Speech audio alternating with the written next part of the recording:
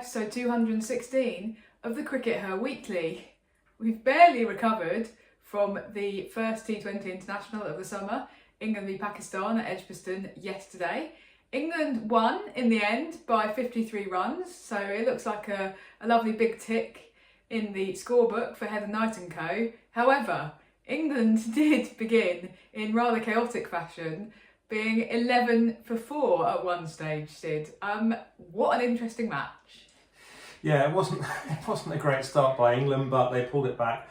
And, Pakistan were actually not very good generally. They held on to some catches right at the very beginning when England decided to present them with those 4 wickets pretty much on a plate, 3 catches and a pretty crazy run out. Pakistan did make a good start to their innings. They did. They went off at a good rate and didn't lose too many wickets. But then they suffered a horrendous collapse of their own, even worse. They lost 5 wickets for 10 runs. Yeah. And obviously there was going to be no coming back from that. But really, from England's perspective, I don't think there's not that many positives to take, really. I guess Amy Jones played well. And we've raised so many concerns about Amy Jones' ability to handle pressure over the years. And I just wonder if it now feels like we have kind of turned a corner with that, and that, she is handling that better, and she understands how to kind of overcome the nervous issues that were clearly there, and that she's admitted were there. That's she has positive. a tendency to play very well at Edgbaston as well. So I'm wondering whether she is becoming increasingly like she feels comfortable at Edgbaston specifically. That's an interesting theory. It's not necessarily a great theory because they're not going to play very many internationals at Edgbaston in the summer. You're only going to get probably 1 or 2 max. So unless they have another Commonwealth Games and it's all at Edgbaston, then let's hope that it's not that. But it just feels like whenever England play at Edgbaston, Amy Jones does well these days. Now, Sid, you did trial the new Win Her tool, didn't you? And interesting because the way Win Her works is that it gives you the most likely outcome of who's going to win at the halfway stage of the second innings. That's right, isn't it? That's right, yeah. So in a T20, that's 10 overs into the second innings. Yeah, so we crunched the data from hundreds and hundreds of women's cricket games. It's exclusively based on women's cricket, which makes it a bit different to some of the other women predictors that are out there, which use a lot of men's games as their basis. What it's saying is that, if you look at the halfway point in the second innings, how likely is it that the team that are batting are going to win and the team that are bowling are going to win, obviously converse. And the verdict of the tool was that Pakistan were on track to win. They had about a 75% chance of winning at the halfway point. And obviously now... That went down really well on social media, didn't it? Given what subsequently happened, that was obviously, it didn't go down like that. But that doesn't actually mean that Win Her was wrong, or that it's got nothing to tell you. Because I think the really important thing that it tells you is that if England get themselves into a position where they've posted a total, but, a team get, a good chunk of that total knocked off within the first 10 overs, they don't lose too many wickets because Pakistan were only 3 down at that point, then you're probably going to lose the match.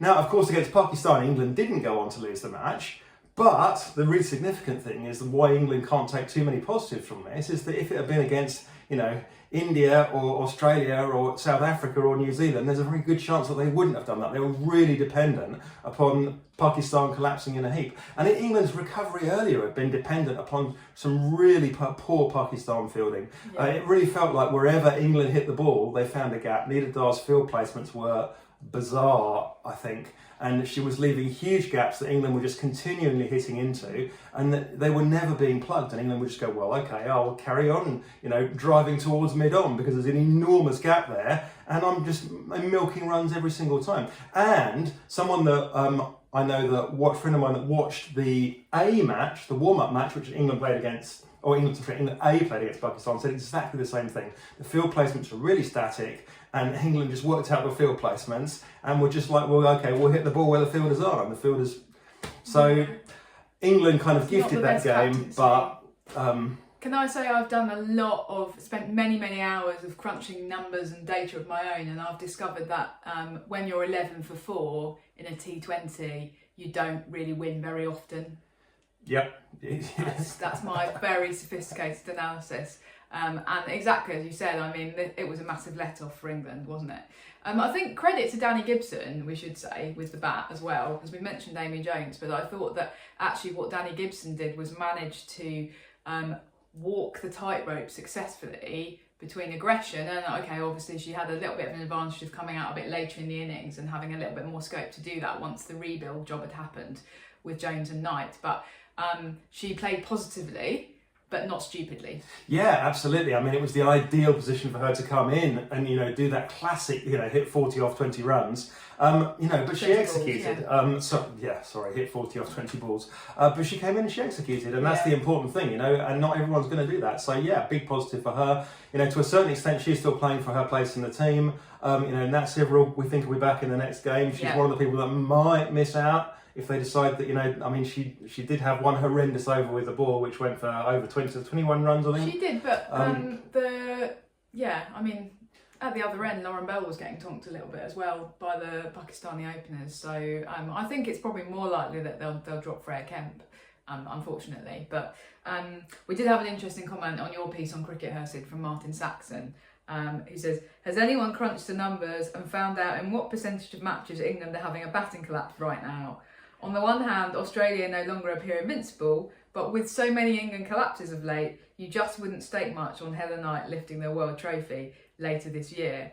And I think that kind of sums it up, because what we were saying on the way home, Sid, was specifically kind of, I was saying that actually it feels like JonBall as a strategy, the kind of ratio of wins to losses playing in that way doesn't justify it as a strategy, right? Because yes, you will occasionally have matches like England had a couple in the World Cup last year where they just come out all cylinders firing, and you just go, wow, oh my goodness, I haven't seen them play like that before.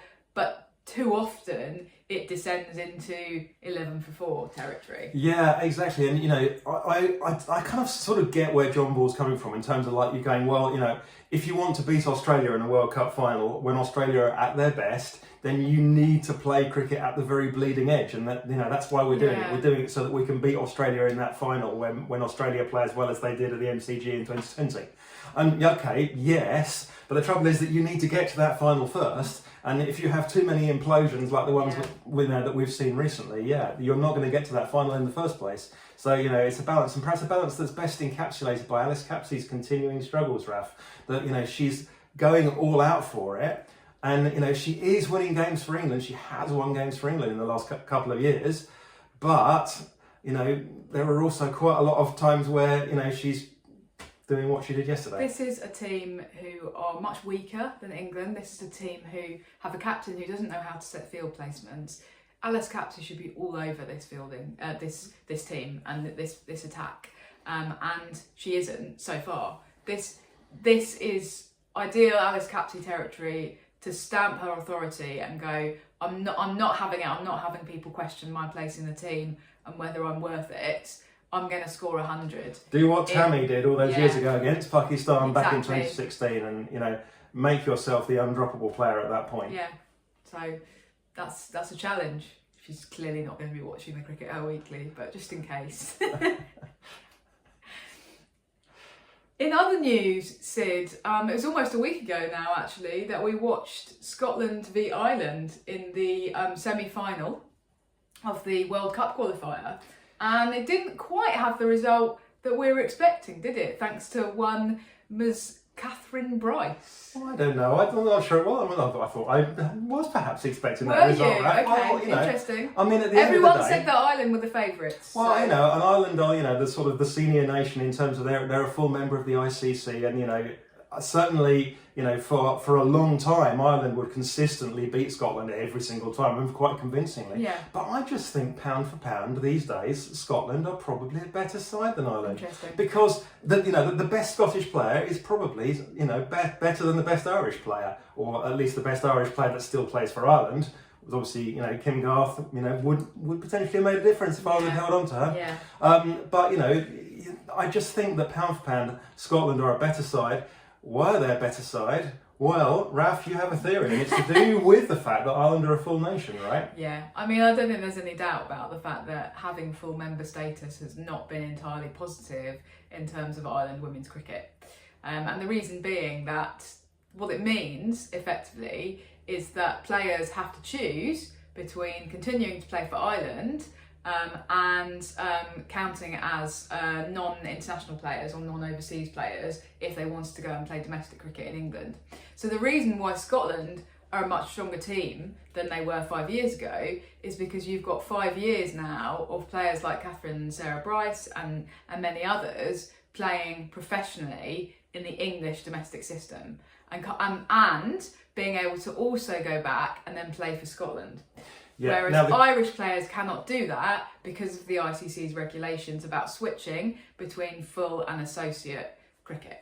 Yeah, absolutely. So Ireland players can only play as official overseas players in the RHF, which means they're competing with all the Australians and things. They can only have one of them per side. If the Scotland players had to play under those circumstances in the RHF, then people like Rachel Slater and Abta Maksud, for example, almost certainly would have played virtually zero, if not zero, RHF games, rather than the decent number that those people have played. Exactly. Even the Catherine and Sarah Bryce, they'd have had to have found different franchises to go and play for because they couldn't both have played for Lightning / Blaze because there's only one overseas player allowed. So Scotland have taken advantage of that. Yeah. And that's meant that this gap that did exist, I think, between Ireland and Scotland has now narrowed. And Scotland, as you say, well, they've just demonstrated that they can go kind of side by side along Ireland and actually beat them in the match when it mattered. So amazing result for Scotland. But where does it leave Ireland? Well, it leaves them in a very tricky situation. Our understanding is that they have effectively already cancelled a series. There was a non-officially announced but unofficially announced series they were supposed to be playing this summer as a warm-up going towards the matches later in the summer. They're definitely not going to play that now, and it does leave the matches against England, in some doubt. You would hope that they would play the ODIs against England because they're ICC Championship matches, but it's certainly possible that they could forfeit one or more of them. I think now they probably won't play the T20s against England because they don't have any money. Yeah. Because you get a huge chunk of money for qualifying for that T20 World Cup. Scotland want to have that money. Yeah. it's very dog eat dog, isn't it? And just shows that the way in which funding is distributed, and when this is not an original thought, but the way in which the funding is distributed in international cricket is very uneven. Yeah, and Scotland will obviously have the advantage for the short term, and possibly ongoing if they can continue to keep their players playing in the RHF. But of course, one of Scotland's big ambitions is that they want full member status. Of course, if they get full member status, that's going to mean that loads of their players can no longer play in that RHF. That's got to be a concern, hasn't it? Also, just to continue on the theme of the qualifier, Scotland did then go on and play Sri Lanka in the final, and Sri Lanka beat them fairly easily, which is probably what you would expect. But at that point, Scotland have already won the big prize, and in fact, potentially they've won an even bigger prize by losing to Sri Lanka, because Sri Lanka have to be in the group of death in the World Cup, right, and play Australia and India and New Zealand, whereas Scotland get to be in England's group, which, can I just say that England v Scotland in a World Cup is going to be an amazing game. I really hope we get to see that one, Sid. Yeah. We did have a question from Mark Williams, kind of on this topic about Scotland, but also based on the conversation we had last week about John Lewis getting Bess Heath to ask Danny Hazel if she could wicket keep in the Rachel Heyhoe-Flint Trophy. So he's basically saying, will Scotland's interim coach Craig Wallace now engage in similar wanting for Scottish players in the Rachel Heyhoe-Flint Trophy? And there's a whole list of all of the Scottish players who are playing in the RHF. So is that going to happen, Sid? Are we going to start getting demands from Craig Wallace? I think if Craig Wallace has got any sense, which I'm sure he has, and I think that Scotland more widely will actually keep very quiet about this now. They certainly don't want to be making demands of the RHF coaches, because the RHF coaches will go back to the ECB and go, Cricket Scotland are making noises here. At the end of the day, rightly or wrongly, whatever you think about the way the system should and shouldn't be set up, Scotland are effectively freeloading off the English system at the moment. Now, it's quite a loaded word for me to have used, and possibly a little bit of an unfair word, but the fact remains that Scotland with one voice are saying we want to be an independent country as far as cricket is concerned, but they're also quietly just allowing England to fund their female professional system.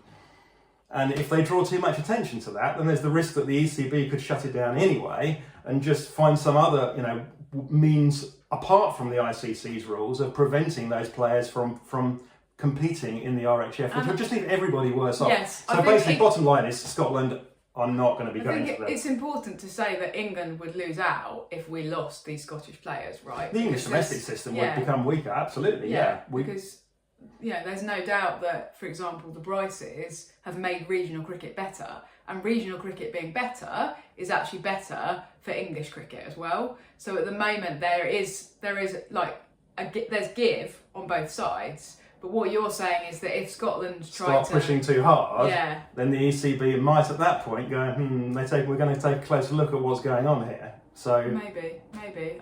I think that would be very counterproductive, given that we've somehow got to find 60 new professionals to stack up in our new system, new tier 1 county system by 2029. So I think okay. Anyway, moving on to a different topic entirely, Sid. There's been a piece by George JonBall published in the CRICKETher this week, a bit of an exclusive about the ECB and Afghanistan. He's spoken to, I think it was Richard Thompson at the ECB, who says that basically the ECB will not schedule any bilateral cricket against Afghanistan due to their stance on women's cricket. So we just wanted to address this briefly because, it is an exclusive. What's interesting is that the ECB do freely admit that they don't currently have any bilateral cricket scheduled against Afghanistan, but what they're saying is we're not intending to schedule any. It's a bit like me announcing to you, Raf, that I'm not going to date Taylor Swift. Okay, good. Thanks for that, Sid. Well, it does feel like the ECB are trying to have their cake and eat it a little bit, in the sense of they want people to pat them on the back and go, well done, this is a really brave stance that you're taking here, but they're not losing anything. And just as Australia are, they've actually said, we will continue to play them in World Cups. So there's absolutely nothing that they've lost here. So it doesn't really feel like a particularly kind of brave or meaningful stance to me. On the other hand, they have done it, and the argument when we discussed this with Australia is they did make that move, even if there were caveats to it. I thought it was interesting. There was actually a quote in the piece from Richard, who says, "We've been working on discussions at ICC level with other member countries to understand what action can be taken. I don't think there is appetite for action amongst the majority of ICC members directly against Afghanistan, and therefore the unilateral element kicks in." So what he's saying is the ECB have to act by themselves because effectively the rest of the ICC are a bit useless. But it does show that the lack of influence of the ECB within the ICC as a whole on this issue. He's basically saying we can't change that stance. The ECB and Cricket Australia together can't be influential in that way, then where does the influence lie within the ICC? I mean, I think we all know the answer to that question, and in some ways not unfairly, given that the vast majority of the world's cricket playing population is in India. But the ECB and Australia are starting to learn their place here in the new pecking order, I think. Yeah. And it's probably not where they thought they were going to be. Well, I just think it's as we've continually said, I think that it's a travesty, and that in a few years' time we'll look back on this in the way that we look back on the apartheid era now, in terms of in terms of cricket potentially being able to have an influence in this situation and not exercising its influence. In other further grim news, Sid, Privatization of The Hundred has moved a step closer this week. CRICKETher reports that on Friday the counties gave their approval for the sort of privatisation process to continue. The idea is that I think that the ECB will kind of create 8 new companies. So they currently own the 100 teams themselves. They're going to create these 8 new companies, and they're going to say, okay, the counties who are responsible for the 100 teams can have 51% shares in them, and then 49% shares would then be sold centrally by the ECB to, quote, interested parties. Yeah, I mean, we're back here again, and it looks like, it is going to happen. And I just want to just put forward a couple of questions. We have talked about this a few times in the past. The first is, you're going to hope to generate a lot of money from this. What's going to happen to that money? Where is that money actually going to go? What governance structures are in place to ensure that this money is spent sensibly and in the long-term interests of the game? Because all the evidence for every time anything like this has ever happened in sport is that most of the money ends up in a massive round of inflation of the top players' salaries, by which we mean top male players' salaries, and that all the money therefore just kind of disappears into the ether. And if, say, Essex get their 33 million or whatever it is, what are they going to do with it? Are they going to use it to build a new ground that's going to last them 100 years? Or are they going to use it to go, well, actually, if we use maybe 20 million of it for the next 5 years to pay some players' salaries, we could have like the best men's team in the world. But of course, Kent are also doing that, and Warwickshire are also doing the same thing. Suddenly, the top men are earning 500,000 a year rather than 250,000 a year, and the money's disappeared within 5 years. Yeah. And then what are the ECB going to do? How are they going to put in those governance structures to ensure that that doesn't happen? And then the other question is, you're selling a huge stake in, your August calendar to interested parties. These interested parties, in whose interests are they going to run cricket once they are in control of it? Because it's important to understand that while the ECB now are going, well, they've only got a 49% stake, so they're not in control. But of course, once you've got a 49% stake, you only need somebody else to sell you 2% more, and now you are in control. So we're effectively giving them we're giving them an inch from control. They'll take that extra inch, and then what are they going to do with that? Do you think are Indian billionaires or Saudi billionaires, are they going to run cricket in the interests of cricket in this country, in the interests of ordinary people, ordinary viewers, ordinary fans, or are they going to run cricket in the interests of themselves? What do you think? I feel very anxious about this because a lot of what you say is kind of applicable for fans of men's English men's cricket, right? But women's cricket is very much now tied in with these other structures, and especially in the context of the 100. But yeah, it feels like women's cricket, and I've said this before, women's cricket isn't having a voice in these conversations and in these debates. These debates are currently being had by the counties, but there's no regional representation here. There's nobody, it feels like, fighting for the interests of women's cricket. In terms of who might buy these 49% stakes, well, it's quite likely to be IPL owners, right? Indian billionaires who don't have a great track record in terms of women's cricket. They've bought teams in South Africa. But surely, Raf, when they bought the teams in South Africa, they set up women's teams as well, didn't they? No, they didn't, Sid. But surely when they set up Major League Cricket in the United States, they set up women's teams as well, didn't they, Raf? No, they didn't. Exactly that. So that's it. It's about the track record of these people and whether they actually care about developing women's cricket. And the whole kind of USP of the 100 is meant to be that that sort of equity piece. And it just feels like this is going to move a step away from that.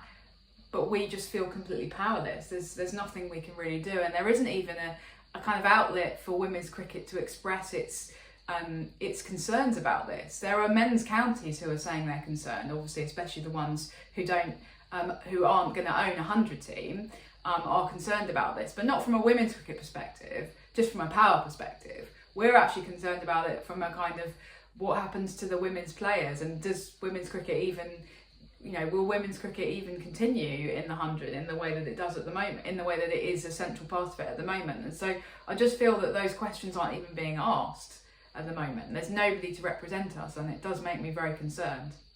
You know what we need, Raf? What do we need? Female Rage, the women's cricket edition. That was a Taylor Swift reference, just in case anyone didn't get it, because Sid, I hate to break it to you, but not everybody is a Swiftie. Sorry. Finally this week, Sid, just this morning, a couple of hours before we came on air, we've seen that Yorkshire Post have got an exclusive. They've revealed that Yorkshire, in the wake of not being awarded a Tier 1 team, or at least not been awarded a Tier 1 team for the next 2 years, have actually are now pursuing a different path. They are going to go to the ECB, or they have gone to the ECB, they've written to the ECB, and they've said, okay, what we're going to do is, here's a compromise position, we're going to self-fund our professional women's team, but please let us into Tier 1, thank you very much, signed Yorkshire CCC. So this is an interesting path that they're pursuing here. We talked in previous episodes about the fact that we don't think that anybody has a legal leg to stand on in terms of challenging the ECB's process, because it was written into the tender document that basically the ECB's decision is final. So Yorkshire are trying to, by a roundabout way, say, look, we'll put our own money in, we'll dig deep, even deeper into the pockets of Colin Graves, and we'll fund it ourselves. But we want to be in Tier 1, and there's the catch, isn't it, Sid? I just don't see how the ECB can possibly say yes to this. They can't allow the rules to be bent again. They should have already learnt their lesson that having bent the rules once, you bend the rules once for Yorkshire, and suddenly they're asking you to rebend them again. Yeah. And it's like, we've already said to the counties that won the bids, yeah, you won the bids under these conditions, but actually we've moved the goalpost slightly, and we're going to introduce 2 more teams 2 years before we said that we were going to. Yeah. And now you're going to now move the goalposts again. How are you going to justify that to Durham? Durham are trying now to set up their team, and you're going, well, actually, Durham, I know you bid on the basis that effectively you were bidding for the North East franchise, but actually Yorkshire are still going to have a team, and so they're probably going to have all the players, and what? And I guess the other side of the coin is that this can only work. It can only work if there's a full draft. It could work if you have a full draft where you say, okay, everyone gets a round robin pick, and you can pick one player, and then you pick another player, and then you pick another player, and therefore that will balance out the teams. Because if you don't have a full draft and allow this to go ahead, Yorkshire will keep all of the Yorkshire players. All of the Diamonds players will stay at Yorkshire, and Durham will really struggle to recruit players. I'm not going to be able to put together a team. Yeah. So if you had a full draft, that would work. But you can't go changing the rules now and say there's a full draft, not least because we know at least one player is effectively already committed to a county for next year, Heather Knight. Yeah. Heather Knight has already signed, as far as we're aware, it was publicly announced that she's signed the contract. She's going to become a director at Somerset. That means she's effectively guaranteed that she's going to play at Somerset, because pretty much she's not going to become a director at Somerset and they go, hey, by the way, Somerset guys, sorry, but I've actually signed a contract to play at Durham, but I'll still be your director. We actually don't know how the England player allocation is going to work, right? But because we haven't heard anything, and because of the Heather Knight thing, our assumption is that the England players are going to be able to select their own teams, make their own way, effectively, and make their own decisions. And if the ECB were to go down the route of a full draft, just to pursue that for a minute, there's going to be huge disquiet about that, because let's take the example of the Vipers at Hampshire. Okay, Charlotte Edwards has spent years curating a squad of players for the Vipers who she wants, who are loyal to her. Okay, you try telling her there's going to be a draft and there's no way that the current Viper squad is going to be able to stay together. You might be able to get a few of them if you're lucky. She's going to be really angry about that. Yeah, why has she spent over time? My cold dead body. Why has she spent time investing in that squad of players? No. So clearly, I mean, the point I'm making here really is that the idea of a draft is ridiculous. Not to mention all the logistical issues of the fact that you'll be trying to force people to move from one end of the country to another that, in many cases, still remain quite poorly paid, and a lot of whom are still living at home and things. So it's not going to work, and therefore you can't allow Yorkshire to kind of reign all over Durham. It feels almost like a deliberate spoiler tactic from Yorkshire to kind of go, well, we're going to get our own back on Durham. We're not going to let them have any players. We'll keep all the players. Now, they've said explicitly that's not what they're doing, but it sure feels like that's what you're doing. So here's my answer to Yorkshire, and actually indeed my answer to any team who are unhappy with the current situation. Sure, you take your money and you fund a professional team at your county. That is absolutely your prerogative, and you are perfectly entitled to do that. There's nothing in the rules to say you can't do that, but your team is going to play in Tier 2. and potentially your team is going to tear up tier 2 because it may be the only professional team in tier 2. But if what you really care about is the welfare of the players, which Yorkshire is saying that's what they care about, and you don't want players to move around or to have to pick and to move house, and you care about that rather than the ego of being in the top tier. Okay, if that's what you care about, then yes, fine. Like, fill your boots. You fund your professional team in tier 2, and there's nothing that I can see in the rules to stop you doing that at all. And I said this exactly the same thing. I was on Radio Kent a couple of weeks ago when it was announced, and I said, yeah, Kent, fund your tier 2 team, fund a professional tier 2 team. They can play at Beckenham. You can still do everything that you said you were going to do in your bid. You just have to pay for it yourself. So if you really care about that, and you don't care about the money side and the ego side of being in tier 1, then please do that. And I'm sure the ECB would really welcome that. So that would be my response to Yorkshire. I hope that's what Beth Barrett-Wild is going to tell them, because I think that to some extent we need to call their bluff here, actually. Yeah, it can't be allowed to go ahead. I do agree with you, but I think we need to welcome this feeling of we really want to have a professional team, and we need to welcome that. We need to harness that and go, yeah, of course, you go for it. That's fine. To be honest, any county over the last 20, 30 years, since the ECB took over, has been able to fund a professional women's county team at their county if they wanted to. There's not been anything stopping them, but none of them have. Funny that. It is, isn't it? Anyway, Sid, wow, we've done a bit of a mammoth episode this week. There's been quite a lot to cover. I feel like we've given lots of things quite brief treatment. As ever, we really welcome your comments, so please leave them below the line. Thank you for tuning in, and we will see you in a week's time. Bye-bye. Bye.